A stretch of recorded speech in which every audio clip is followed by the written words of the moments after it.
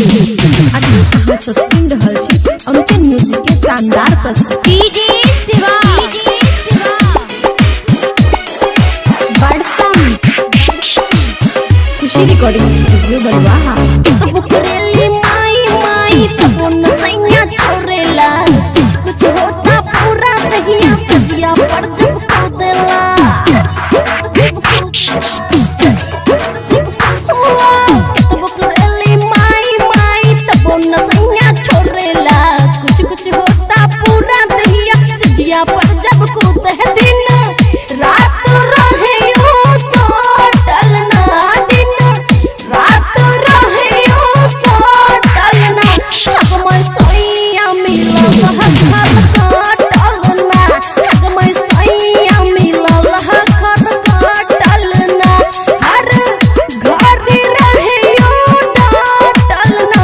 हर घर रहे ओ डाटल ना हमर सैया मिलल हर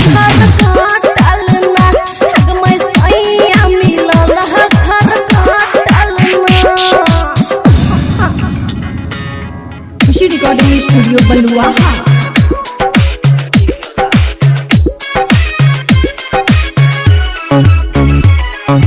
डीजे शिवा बड़सम लहके के टूट जाई भीतर के हाटी हो जब जब रतिया में खेले कबड्डी हो नहीं बुझेला मजबूरी हो रोजे तोरेला हमर चूरी हो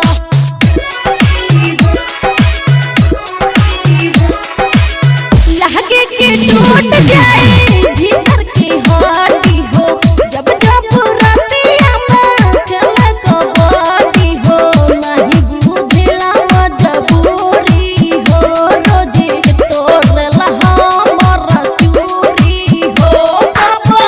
चीज रहे हमर पागल ना सब चीज हमर बाबू पागल ना हमर सैया मिलल हर